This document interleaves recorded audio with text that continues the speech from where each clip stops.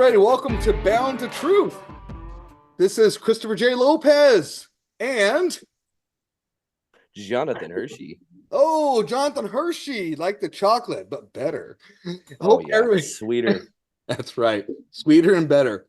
Hey, we're hoping you're all having a great weekend this Sunday evening. It's going to be a brand new week. We're hoping to start off this podcast to start your week great because you know it's all work week and so forth. And it's beautiful summer here in Washington State. How was your weekend, John? Have you ever been like kicked in the nuts and then dragged down some stairs?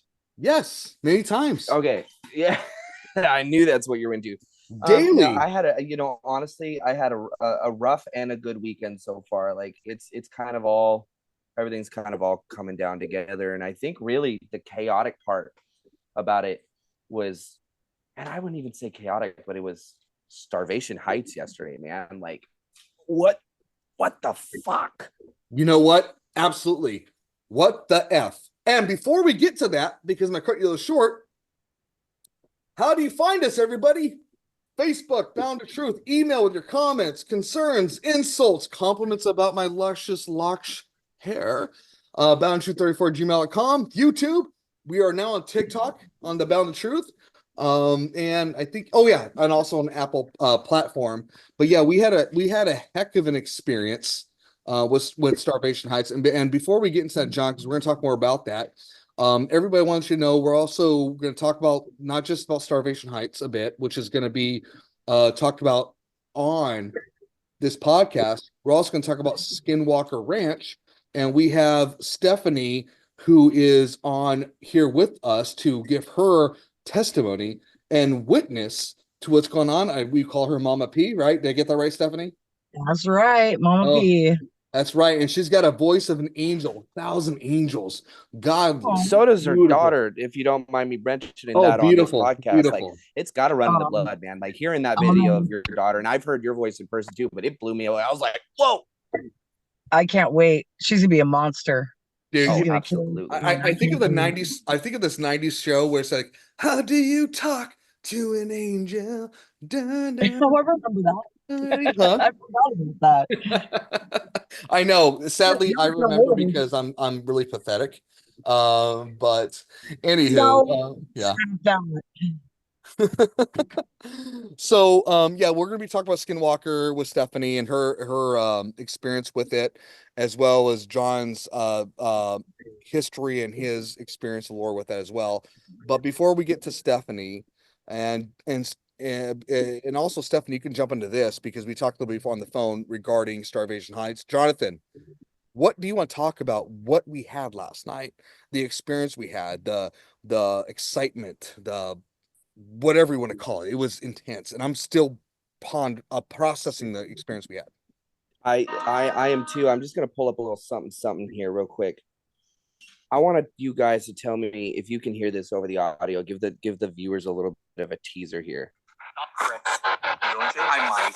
All right. I don't know if I can pass it. If it's still here.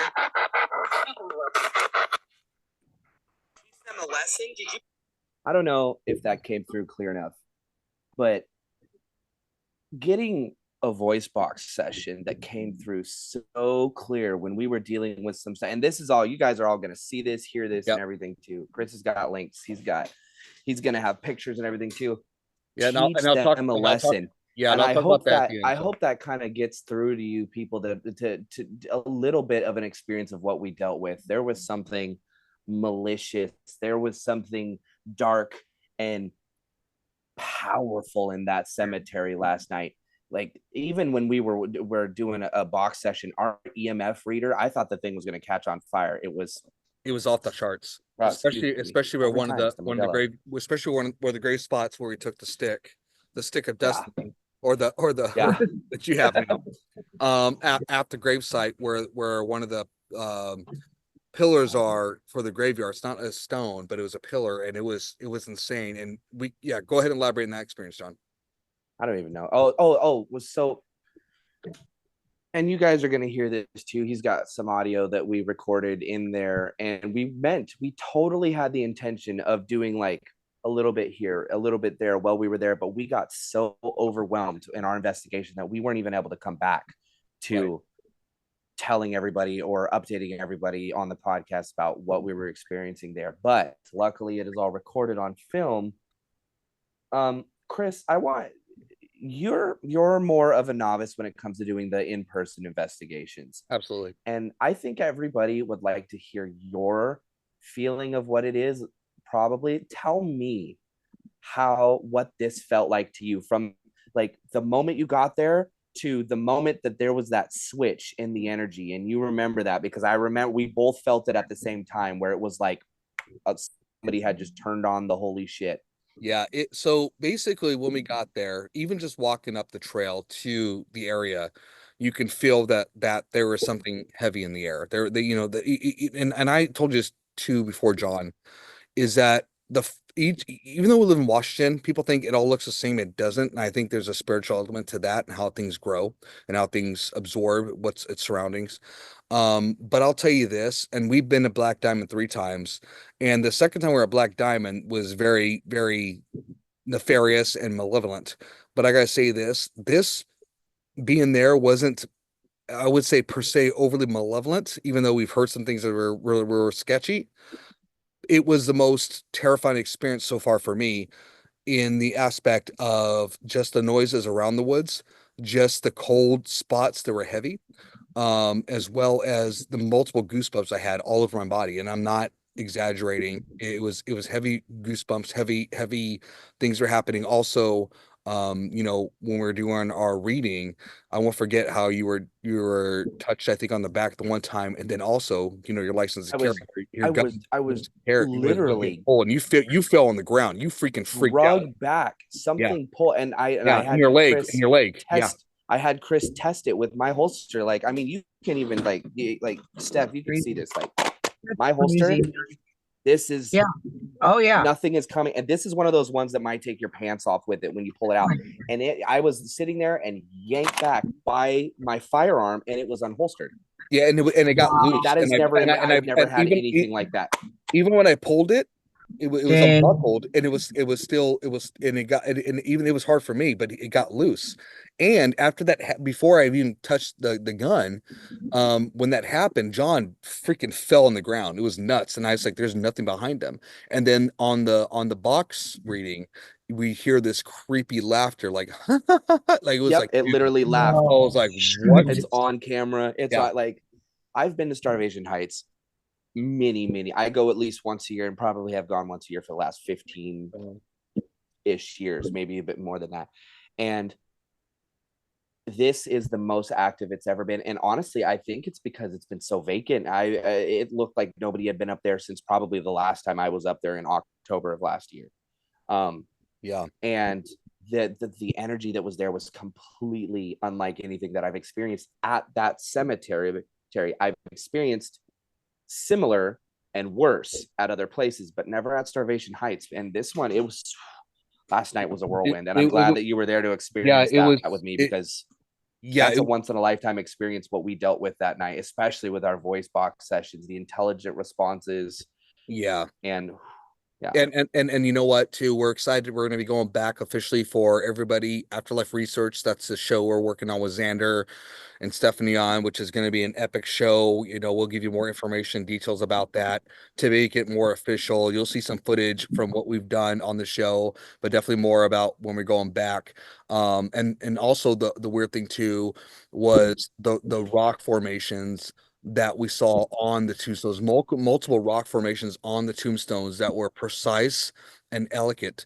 And we just we're not touching the shit. We're not doing that stuff. Let's not forget the stick, man. Yeah, the stick, the stick that's on there. And I'll put some photos. I'll try to put some photos on Spotify for people to take a look at. You're gonna have to get them over to the link for that, to the TikTok of the video too, because it's one of those things where you guys get to see the live experience of this thing appearing where it was not, and it blew us out of the water. It was like, what we didn't know if it was someone dropped it. I've never in my life ever experienced anything like that, and it still gives me chills, even though I brought it home. It's okay, but what the hell, man? Hold on, Stephanie, hold on. Now look where I put it. There you go. There you go. On top of the Wendigo head. So before, Stephanie, you and I talked about about the Starvation Heights, how you saw some film and some feelings about that. Before we kind of talk about that a little bit, and then we'll get to the Skinwalker. Jonathan, I want you, people are like, what is Starvation Heights? Where is well, I'm not going to where, but what is Starvation Heights? Why was it so special compared to the Black Diamond? Can you give a brief, elaboration about Starvation Heights, a bit of its history? Tragedy, trauma, and murder. We'll start with those few words. There was a woman, a lovely lady by the name of Linda Hazard. So lovely. And was she lovely? Thought that she had the cure-all for postpartum, anxiety, anorexia, any form of mental illness that you might have come across back in the time when she was around. Her idea for fixing it was starvation. I'm going to starve this out of you. And so this was obviously unsanctioned experiments, because she performed these experiments, killed many people, drugged their bodies out into this cemetery and just buried them in random places, as well as on her own property. She would because hide the bodies and bring them there to their house, bury them underneath. Go ahead, Stephanie. Yeah, because she was, for some reason, Washington State didn't have, where you had to have a doctorate back then, so she got away with it, and so she was also able to do the autopsies on these people on her own. A lot of sanatoriums dealt with that. Like, think of what happened with Northern State. Northern State was the forerunner for the lobotomy. That's where it was first performed, and they didn't even care that it was going on, because it was quote unquote successful. Of course it's successful, removing people's ability to function. Right. That's how she got away with burying everybody, though, is because she did the autopsies and she botched them, saying they died of other things, but they didn't. They died of starvation. Then she would just take them out and bury them in the cemetery, and and a lot of those people, they didn't even know, like, they just disappeared, and she just dumped their bodies out there. I mean, there's so many out there. Chris saw it too. There's so many unnamed, unmarked, and they can't do anything about it, because you can't exhume a body unless you have permission from a family member. Yeah, and it's incredible. What I want to add to that too is, Stephanie, hearing about what Linda Hazard did, dumping these bodies, right? And watching how she, the location, how she did it, was like, how the hell did she do this? Like, it wasn't like a flat land area. I mean, this like this one was strong, I guess. I mean, I don't know how she did it, but she was precise. She was efficient in what she did, and dumping these. Practicing what she preached. That's by far. I mean, she did. She had it down to a science for sure. And there's a lot of the ratings were hard. That we did hear one that said, and I told you, Stephanie, before the interview here, Hazard. Yeah, we heard Hazard. And I know, Jonathan, I was like, well, maybe she's here. And you're like, well, how it could be? She died somewhere else. I'm like, it didn't even process in my head. Like, I was so in shock after the last few things that it was like, boom, boom, boom, that we were getting hit with back to back with everything going on. That there was a lot of voices. But that one was very clear. That and the laughter, the laughing, those were so different from everything else that we were experiencing that night. It made a little bit stronger of an impact on me, because I remembered it was like Hazard. Yeah. And then the laughter it sounded almost demonic. Right. Yeah. It was a bit nuts. But Stephanie, when we talked about this, we talked about Starvation Heights. You saw some film and your kind of feelings of it. Can you elaborate a little bit about that, about your thoughts and feelings? Yeah, so I'd seen another team that was investigating there. I can't remember who it was. I think they were like biker boys or something like that, and they were doing two guys on motorcycles. I love those dudes. Yeah. So I can't remember their names, but they're hilarious. But we're being Inquisitive. Had some great evidence from there, and just the feeling I was getting by just watching Starvation Heights through the TV was like, I was drawn in, but I also at the same time got that feeling of like, this seems darker than what I'm normally used to. Like, hunting around stuff. Sorry. Yeah, go ahead. Hunting cemeteries and stuff is one thing, but it's got a darker feeling to it, even just watching it on TV. I've always wanted to go, but I've never had anybody that was brave enough to go with me, and I can understand why, And that starts to come up with, and I kick myself, and I'm going to start from the moment we park from now on. I'm going to hit that record button on my camera because it goes back to something evil and dark. Chris, we got about a quarter of the way up the trail. Chris forgot his phone. Oh, we yeah. Turned around. Here we go. Oh, shit. We get his phone. As we're walking back to the car, I look behind us, and there's this thing. It is big. It is black, and it was too far away to be able to make it out too well, but it was there just crossing the road. Like and I just some kind of creature. And we weren't the only people that saw it because a car drove past us at that time, stopped, threw on their hazards, looked, and then all of a sudden it was like they were like, nope, I'm gone. So, and that brings us back to what I was explaining to Chris. Is one of the times that we were there, my mother-in-law was with us, and she saw something in the trees that was massive, dark, but it was up in the trees where it was like, and I use the example of like a Mothman type thing that's just like floating through the trees and rustling them. And it happened again last night. All of a sudden, towards the end of our investigation, there was something going on. We were looking and there were sounds coming like big, not like a bird, not an owl. It was shaking, and I know people are like, shaking, but there was nothing there. And I know people are going to be like, how do you know it wasn't a barn owl? Because they're kind of big too. We saw an owl. I don't know is because I literally have a flashlight that produces sunlight. Like I could see what was in the trees, and there was nothing there, but the whole tree was shaking. So yeah, and that kind of brings us all the way in a full circle to Chris. Did we see a skinwalker cross the road, and why did it cross the road, and does it have any relationship to the chicken crossing the road? You know what? Maybe it was looking for chickens to figure out that question as well. We're not too sure. Oh yeah, did. I left a note letting them know that you have chickens. Okay, so tonight, everybody, we're gonna before we get into Skinwalker, we will definitely start linking episodes officially in the future regarding the experience of Starvation Heights. It's gonna be great. It's gonna be epic. I definitely feel you're not gonna be disappointed. I have a feeling we're gonna be there a lot. Yeah, it's there's a lot that's happening there. And like I said, this platform is yours, and we want you to be part of this journey. You're not just watching it. We're hoping you can experience it through us. We're people who are ordinary, but we do extraordinary things, and we want you to feel extraordinary as well through this process. That's why we decided to do a recording. Well, we were there. We want you guys to experience things in a different way. And I know that it's like, I'm hoping that when we go over the recordings of what we did, you guys might hear something. Mm-hmm. I got these mics that cost probably a little bit too much, and I'm not going to say it out loud because my wife might listen to the podcast and go, "You spent what on what?" Just because she's wearing white doesn't mean it's not going to turn red later.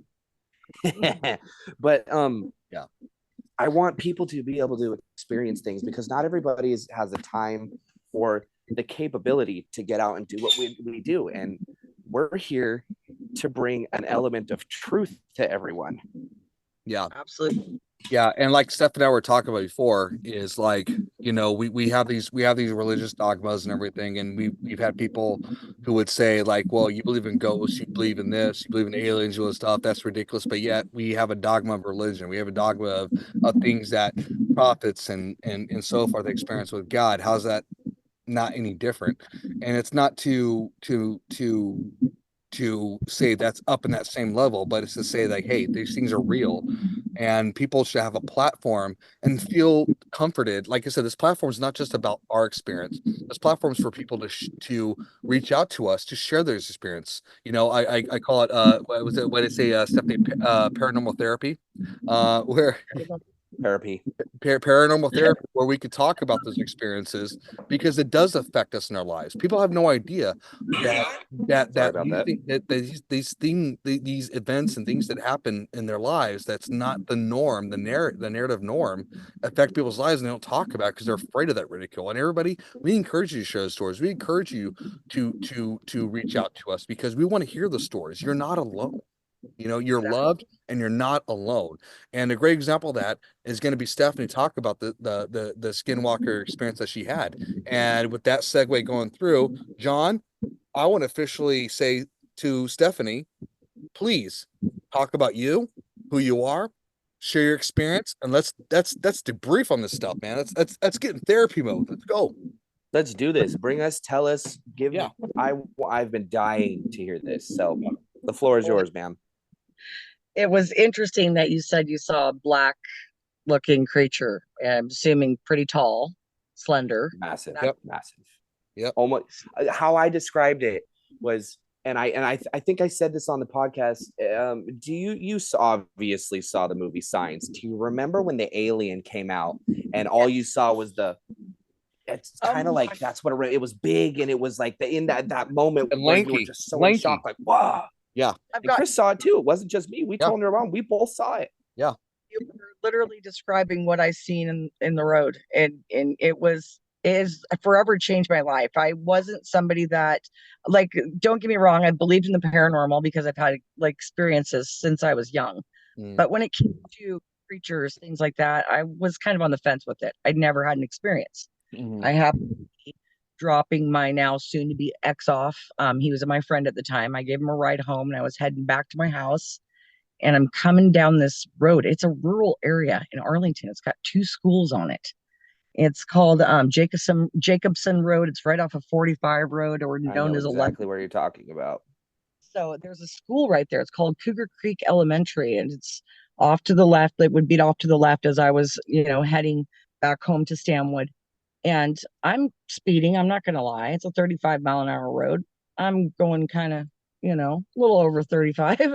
And I noticed these 2 glowing blue eyes off to the left-hand side of the road. I'm on the right. And I'm thinking at first deer. And I'm thinking, wait, now that's way too big to be a deer. And as I'm approaching it quick speed, I flip my brights on to see what it is. And as soon as my brights hit it and I'm approaching it at a fast rate of speed, I instantly slowed down because my mind just was like, what the fuck is that? Excuse me, but I liked to take night walks. I don't take night walks anymore because of this. These eyes were weird too. They had admitted their own light.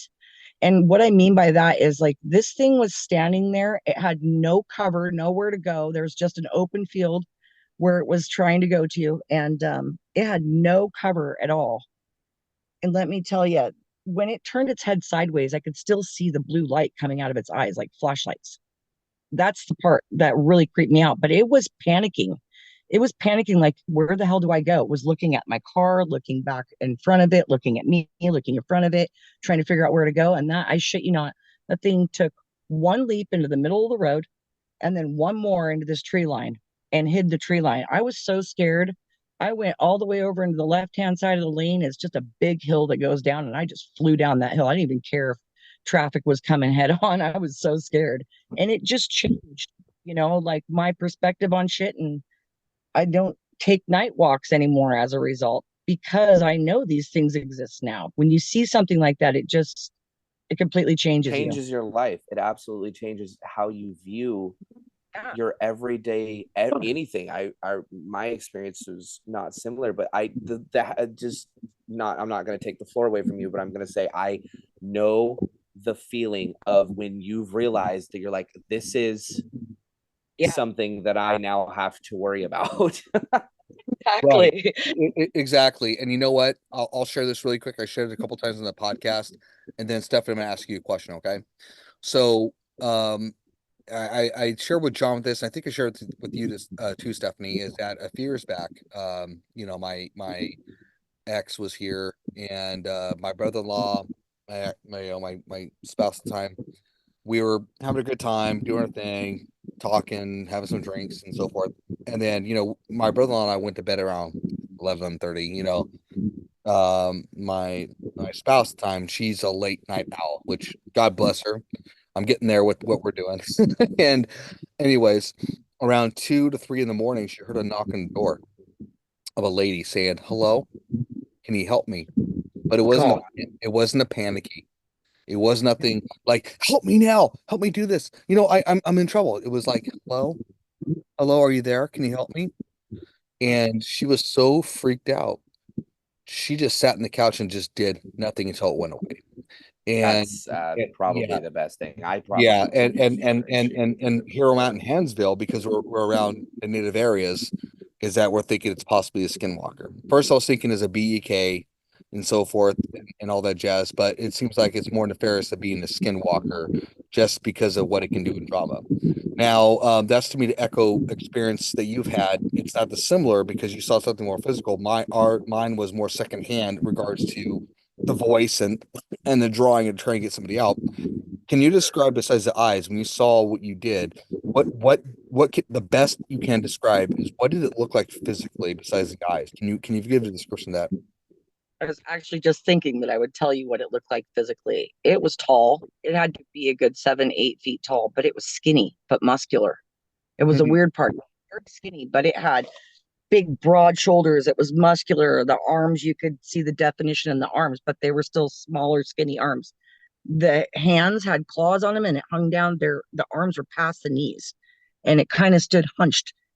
There's no doubt in my mind. There's no way that was a person. There was no way that was an animal. I turned my brights on. Like I said, I approached it. I got close to it. I got a good look at it. Yeah. And let me tell you, it blew my mind. Like, I was so scared just driving home the rest of the way. Like, I'm in Arlington. I can go all the way to Stanwood now. I'm freaking out. I'm thinking, oh my gosh, and I got to drive. Were you driving faster than 35 at the time? Afterwards? That happened, yeah. I mean, I was doing about 40 something on the road initially when I came up on it, and then I slowed way the heck down. And I started panicking too. It's panicking because it's got nowhere to hide, and I'm panicking because I'm trying to decide, well, do I want to stop and turn my car around and go back the other way? But then I have to stop to come to a full. So I was glad that it actually hopped into the middle of the road and into this tree line so that I could just fly right past it. No way. I'm going in the other lane. I'm getting away from it. And my mind was blown all the way home. And, it wasn't the only time. Years later, I actually ended up moving into the property where I dropped my ex off that night. It was his parents' property where I dropped him off. We ended up renting from his parents. And I was watching, the Bigfoot BFRO stuff on TV. So I went out and had a big bonfire, a couple drinks, and started messing around and started making Bigfoot calls, just messing. Braver than Why me. not? Why not? Yeah, I'm about ready to start doing that. I got the stick now. Last night I was outside of Chris's house the whole time in my Mudman suit. Summoning tonight, same thing. Of course you did. Me, what I do in Hansville, I'm trying to create a legend where I call it Big Butt, where I walk around butt naked and just start placing my butt on the ground and saying, "Oh, it's not Bigfoot, it's Big Butt." Chris, I'm gonna let you know, not from experience, but you're gonna end up on a registry doing that. So just you need to. You know what? That's all good and fair. So Stephanie, hold on. What would you say when you got close to it? What was the color you think it looked like? Was it black? Was it grayish? What was its skin? It was like a blackish grayish skin. Parts of it, like when I first seen it, and as I got closer, it almost reminded me of like Skinwalker / Swamp Man. Wow. I don't have any other. I'm gonna show you something here, and you just said Skinwalker / Swamp Man. I've shown Chris this. Okay. Don't worry, it's not what you think it is. As long as I swamp gentle, we're good. It's so with my experience, here's oh shit. Okay, yeah. So that we've got similar experiences in. That's interesting. That's mine. That's the one I saw to the best. Yeah, that's right. You did show example that I could tell my tattoo artist. Right. So you did that. I did. I went right back to the house and tried to start painting it and drawing it because I wanted to keep it fresh in my. It blew me away, and the eyes were huge. You turn your brights on, that color blue that comes on when you flip your brights on. Yeah, that's the color blue that was coming out of its eye sockets. Yeah, I was like, can you see its eye sockets too? Like it's coming out, but there's darkness around it. No, the eyes were so bright that it almost kind of flushed out part of the face. Does that make sense? It was like flashlight eyes. Yeah, blue flashlight eyes. That does make sense.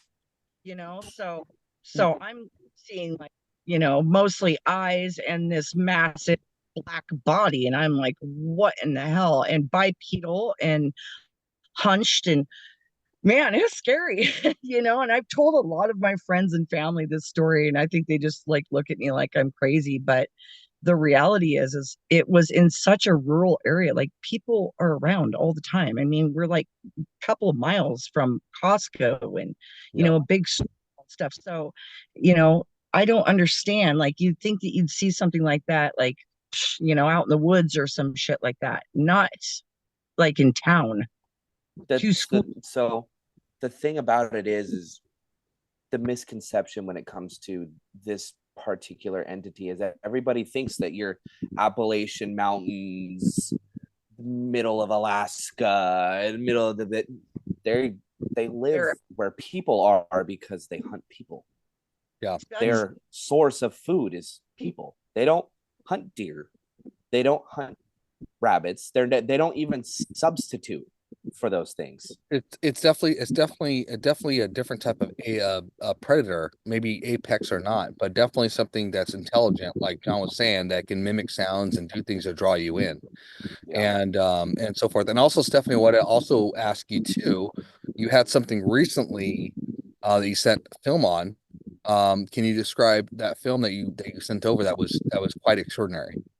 So, my daughter and I kept hearing sounds in this little wooded area behind my house. I have a green belt behind my house, and I was kind of peeking back there, and I noticed some eyes, but they weren't like the bright blue glowing ones. These just like dimly lit yellow eyes, And we have I think technical difficulties. Everybody, the government is at it again. Let's see if Stephanie will come back. Let's get back Chris, here. Sing them a song. You see me? Oh, there we go. Okay, we got audio back. Hey, sorry, Stephanie. Okay, you're back. The government was trying to hack us again. Sorry about that. Yeah, they're after Chris's Lucky Charms. That's right. Oh, me lucky happy charms. But anyways, go ahead. That was by far the worst Irish accent I've ever heard in my life. I know. I'm sorry, Irish people. But anyways, so Steph, you and your daughter in the backyard, and something's going on. Go ahead and continue. I seen these two little pinpoint of eyes, like little lights, but they weren't like glowing blue like the original one that I had seen years ago. And so I thought like maybe a raccoon or something, but it was kind of high up. You notice there's no tree for a raccoon to be there.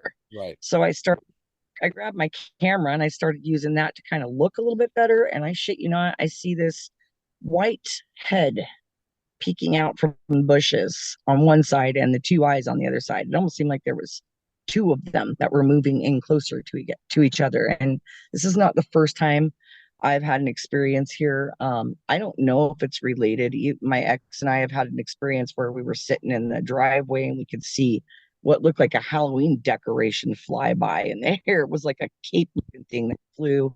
When I first met Xander, I sent him a video that was caught on my surveillance camera of something materializing, running down the road, all black, and then disappearing. So send me that. I haven't seen that. I would love to see that. Yeah, same here. I'd love to see I definitely try. It's on an Arlo, and I've realized Arlo's shitty because if you save, you push like save or you fake, it's still hard to like get a hold of it. Stupid. So, and then when I've tried to send the link to Xander, he couldn't see it. It took him a couple tries to be able to see it. But yeah, Zoe's had experiences. We've seen something black running around out in the school field here, dart across the road in the neighbor's yard. It almost makes me wonder if these things have like some type of cloaking ability, like where they can blend in. Well, you know what, before John ask a question, because I know John's got some more questions. Has there been any experiences for Zoe in other instances without you being around her because of what you saw? Like, Yep. I mean, is there okay, anything you want to share or elaborate that could be connected potentially?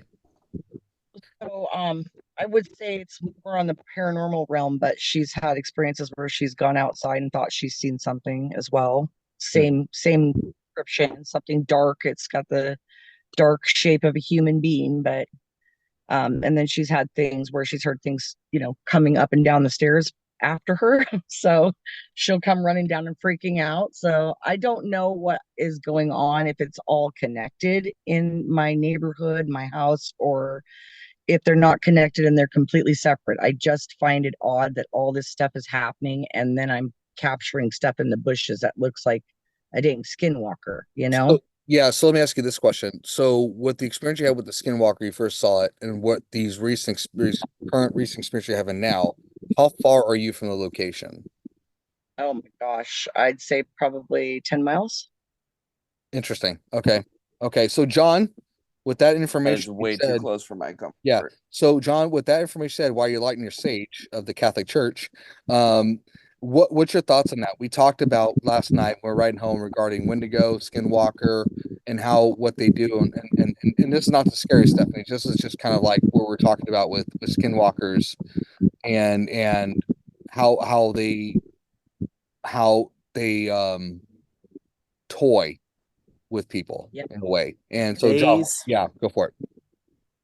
From my experience, from my knowledge, from everything that I have done and everything that I have learned about skinwalkers, and the term, I almost feel like apex predator is not even the right term, because I personally have never known anybody that has ever killed one. Mm-hmm. So other than apex predator, I would have to say an elite predator. This is something that's entire purpose is to kill. It doesn't have a purpose to eat or sustain itself, because according to lore and legend that there is, it will never or be able to be satiated. It will never stop hunting and killing, because it is basically living out the ultimate sentence of suffrage after committing whatever atrocity that it did to become the skinwalker. And I'm sure Stephanie, we've explained it before, but if I'll just do a quick overview.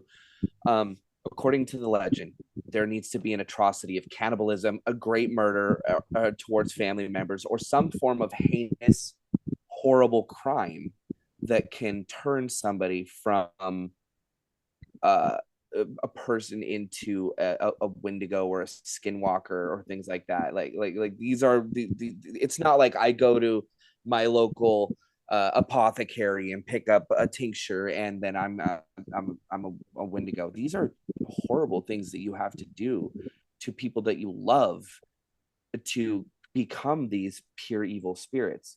And so they are forever meant to walk this earth and hunt. Now, with that being said, another thing that I have been told and that I have learned about is they're what I call, and I think that there's a more scientific term for this, but what I call generational hunters. They have been known to hunt generations of people for generations until they get to a point where there's plenty of them to pick off. So it's like, you're an immortal being. You find a prey. It's a child. You don't really feel like picking off the child. You wait another 10, 20 years. It's getting a little bit older. All of a sudden, they have a child. You wait another 10, 20 years. Repeat. You keep stalking this bloodline. And then all of a sudden, there's 15 people now that you are going to pick off one by one. So there's no proof of this, but there are a lot of people that have had this same story and experience, that it'll hunt a bloodline. It'll hunt your lineage, not just a person. It's not just like a random, like a grizzly bear. It sees you and it's like, and takes you out and game over.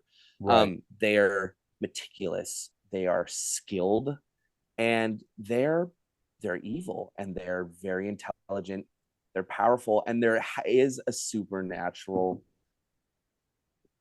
part of them, because you have to think about it. Something, and it's skinwalkers too. They do the same thing, but a Wendigo is known for being able to mimic the sounds of loved ones, a past relative, your daughter, your neighbor, your mother. Like from what I've heard, that a lot of times what lures how they lure people into their killing zone, so to speak, is they mimic these things. They'll make you feel like it's your child calling you into the woods. And it's one of those things where you see in those movies where you're hearing help me from your kid, and you're looking at your kid sitting on the couch watching TV. You're like, excuse me. Right. But, you know, go ahead. You know what I want to ask Stephanie this with that information you said, because Stephanie, without going into specifics, you've gone through a lot in your life so far, right? I have. And with that experience with the Skinwalker, what was your, you know, was there anything in the past with your family that had something like that tragically? Also, after the fact you saw what you saw, what was your life after that fact? What was going on? Like, do you think there could be any potential connection with that, with your experience, what's going on personally in your life that we've talked about, you know, and so forth? You know, just trying to see if, you know, with John's information, if there's any potential connection to that because of what it feeds off. I'm just curious your thoughts. As far as Do somebody you getting think murdered or something like that in my family by the hands of someone, I'm not aware of that. So I haven't really dug that deep into my family history. My dad was a prick. That's all I can say. So he seemed like to he quickly was clarify, possessed I don't himself. think So what was to that? quickly to clarify, I don't think that a Wendigo it's something that is a family member that hunts, but it's something that I mean it could very well be somebody in your lineage. Sure. But what I was meaning to say is they will hunt your bloodline.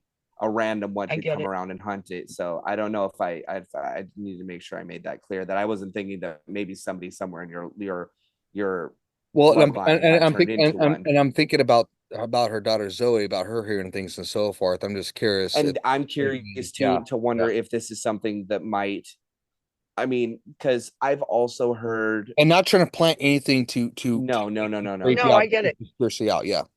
but I've also It- heard the theory As of far as my like life it's like goes Slender after Man, that that once you fact, see one, right. As far as after the fact, my life had a lot of ups and downs after the fact. Part of me always wondered, like, once you see one, do they know you've seen it? Like, it knew I seen it. It's seen like, me, I yeah, seen it.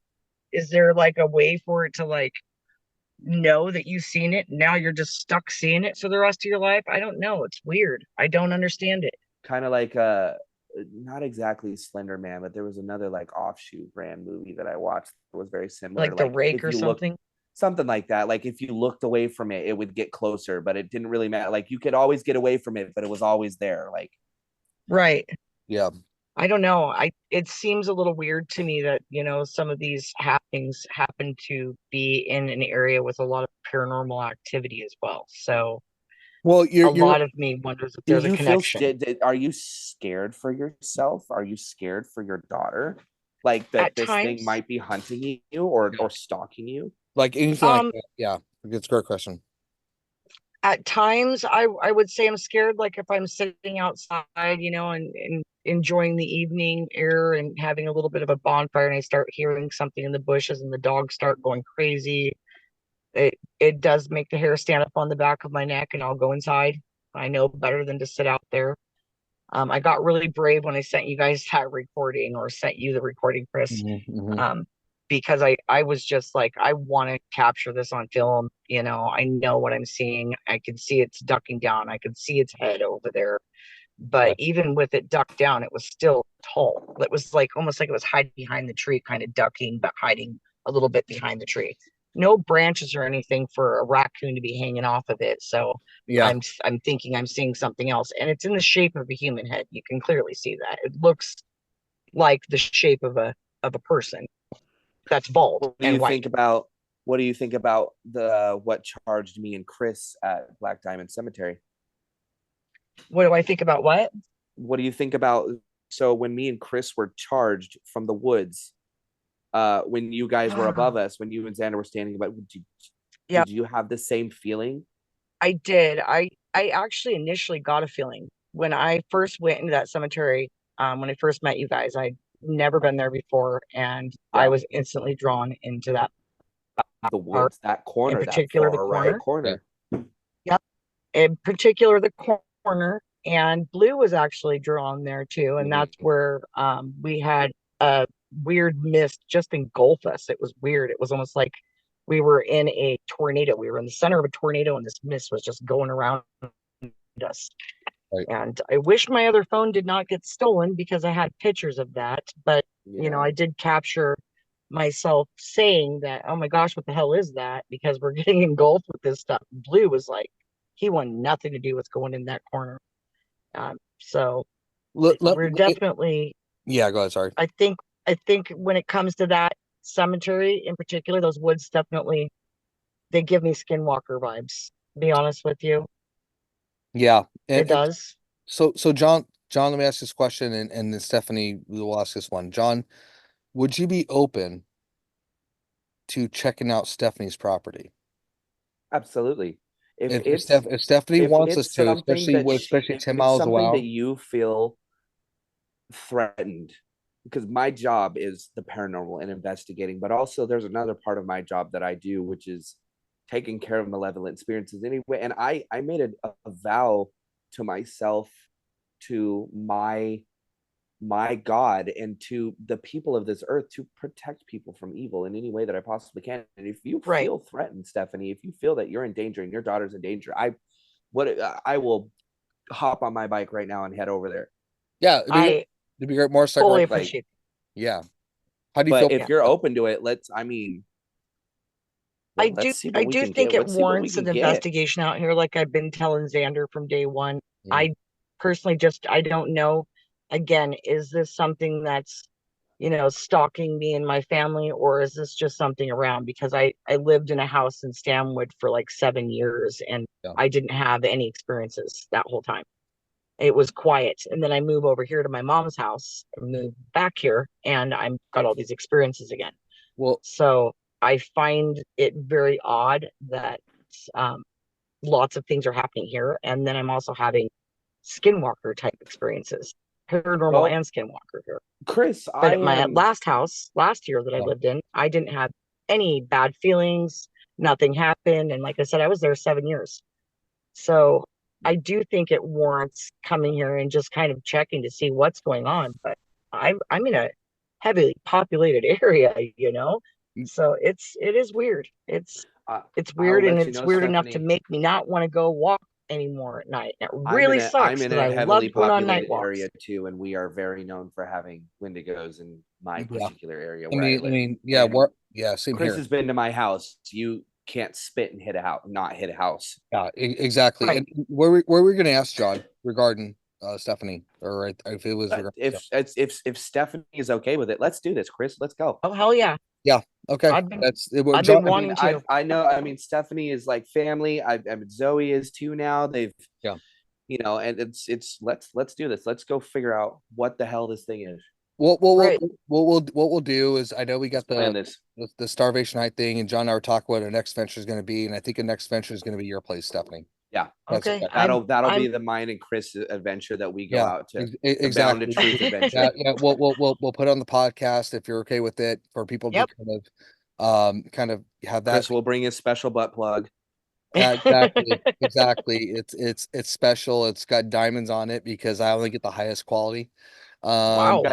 For all of our listeners here, this thing is so special. It spells out word for word Bound to Truth, and not in small font either. No, it's it gets around the edges, let me tell you. Gosh dang, Chris. That's my guy. But no, nice. I think that's gonna be our next venture, and we'll definitely talk more about that offline. We probably talk more about the weekend when we come out and meet you at the Starvation Heights, when we do the official showing with I'm excited. Afterlife Research, so we can definitely plan for that and get that coordinated. But definitely for sure, you know, what city do you live in again? I'm in Berrysville. Where's that near? City-wise? Oh my God. So it's like we're gonna talk Everett about that once that's we get next off. to it. I know Arlington. Yeah, okay. That makes sense too, because there's a lot of stuff up there too, I've heard. Yeah.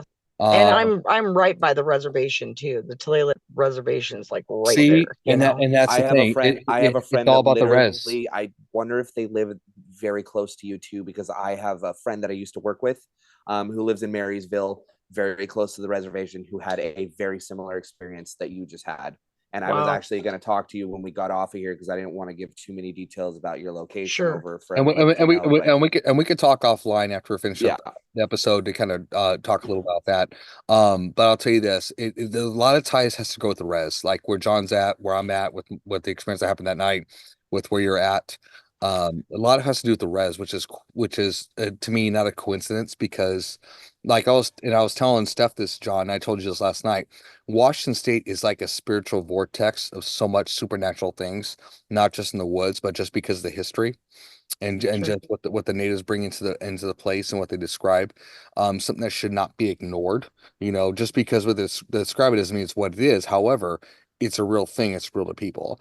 And I think get this on the platform, and I really feel, and I told you this too, Stephanie, like the example Starvation Heights, it's not really well known, right? Right. And there's a lot of things that people have experienced that I've talked to, even with my job at what I do at the bank. There's people who have a lot of experiences. They won't talk about it. They because they're afraid of that ridicule, like we talked about. And to me, it's like this needs to be known. This needs to be out there. There's something that shouldn't be some conspiracy or some type of thing where people are like, well, this is lunacy, right? We're now talking about UFOs in the government. Why can't we talk about this? This is a real thing. This is a real thing that's happening. And so to me, it deserves that merit to explore those experiences and to see what we can find and to see what we can discover. And honestly, the whole point of it too is to set people free, and that's the thing too. And John's about that too. Like what John does in his work with exorcism and such, it's like there's got to be a spiritual freedom to it. To me, I think it's so connected with what goes on in their personal lives to what these things feed on, right? Fear, damnation, all that type of stuff. And to me, I think that's what draws those things in. People think, oh, it's just poltergeist and this and that, or something like that. But I think it's multiple things. It's not just like the Wendigo or the Skinwalker feeding or killing. It's the tragedy that people are going through in their lives that they really feed on. And tell me if I'm wrong, John. That's kind of my thoughts and feelings on that. No, you are spot on. I couldn't have said it better myself. It's like a tormenting spirit. I mean, look at me. We're over here talking about the Wendigo, and I'm making sure that I'm keeping myself a little bit extra. I don't got sage, and I'm over here with it. Oh, I still got to bring you that kit when you come out. So when we meet to go to Starvation Heights, everybody just meet at my house. We're 30 minutes from there at my house. It's a great meeting place. You got you've been to my house, Stephanie. Awesome. I'm definitely down for the kit, man. Hey, you been at John's house, Stephanie? I have, She came to my 4th of July party. I'm like, you bastard! You left me for California. Yeah. And then I cut my hair. Yeah. Yeah. See what happened? You left to California and you came back. Fucking midlife crisis or something over there. Chris. Ghost life. I told you, ghost life. I think the technical term is herpes. Yeah, I'm not. That's why I went to Kaiser Permanente. Okay, it's more nationwide. How's that stuff? But no, that I think that's merit to do an investigation, Stephanie. And to help out to see what's there and what we can discover, and also more importantly, be there for your family. That's the most important thing. That's the most important thing.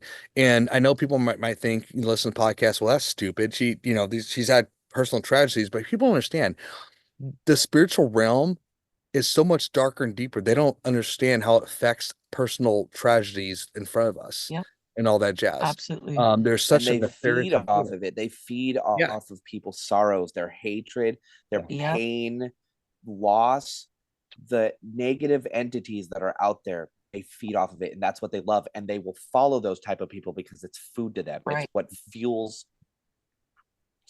It's what fuels their existence.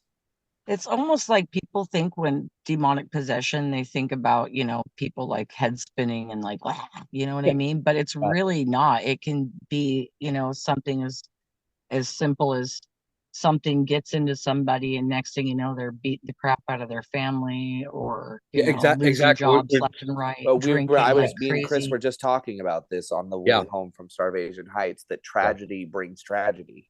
Yeah, it does. So exactly. And honestly, you know, experience, especially with you guys as a group, there's movies that show dark things, but I'll tell you right now, especially when we were at Black Diamond, the darkness cannot compare to what the movies are. They cannot compare to you know, because that's such a physical form. Like I was telling John, I think I told you this too, Steph, maybe not, and I was telling my ex-spouse is like there are things that I can take physically. You know, I could take bumps and bruises. I could take that all day. You know, I'm like you know, but when it comes to the soul, when it comes to the spirit, when it comes to the mind, that happens. You know, and I've shared with you guys, I've had a hell of a month, you know, and stuff that happened with me and certain situations that wasn't my thing, that it is a mind screw. It really, it really is. And there's something darker and more nefarious behind the scenes that people have no idea is. And to tell them what about it, it's like you're never going to understand until you personally experience it. And honestly, if you want to personally experience it, I don't encourage it. You have to be diligent. You have to prepare yourself. You have to be protected.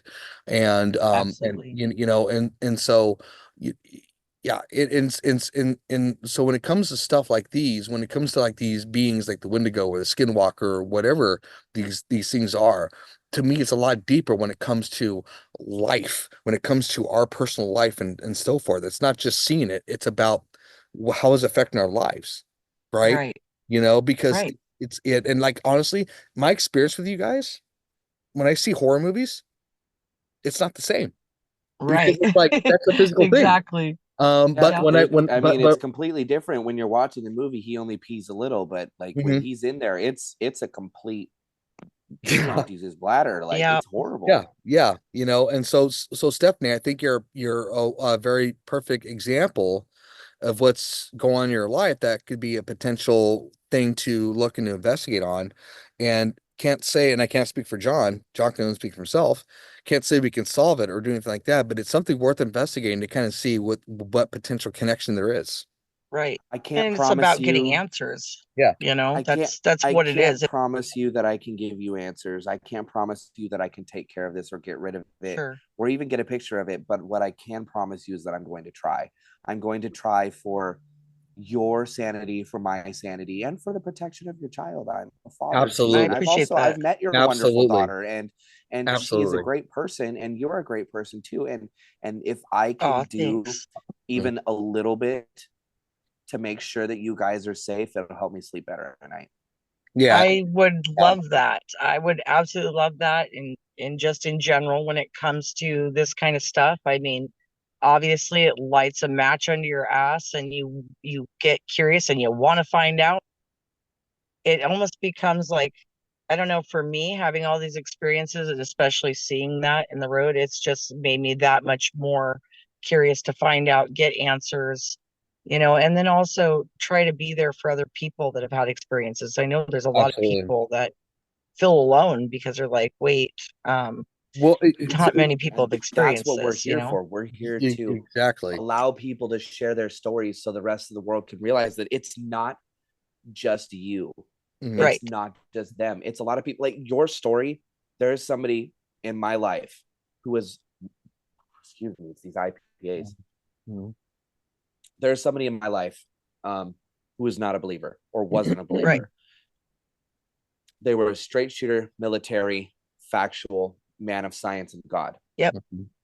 And just down the road from my house, and I've shown Chris where it happened, they had almost to the T the same experience that you had with what they could only describe as a Wendigo, even down to the eyes. And I was going to wait because I wanted to hear your description because I have the same description of it too. Chris has heard it. So did he. This individual also experienced it driving down the road, so much so that it completely changed their perspective on the living world that they are. Somebody who literally didn't believe in anything other than God. And now this experience changed him so much that he'll tell you to this day that it terrified him. And it wasn't just him that experienced it. It was him and his wife. And they tell the story identically to this day. And this was a decade ago, that if not more, that this happened to them. And this is happening to people all over the world, but people don't want to talk about it, because even when I first met Chris and I shared my story, and I don't know if you've listened to that podcast. Yeah, you got to listen to that one. That's a good one. I will go listen to my first story, my first interaction with Chris here, because I said it a million times. It sounds crazy. I sound crazy. I feel like I'm crazy. But the only reason that makes me not lose my mind is the fact that this is an absolute truth. This is my truth. Yeah, it happened. This is a fact to me. And it happened. And I don't need to convince anyone else, and you don't need to convince anyone else in this world that it happened.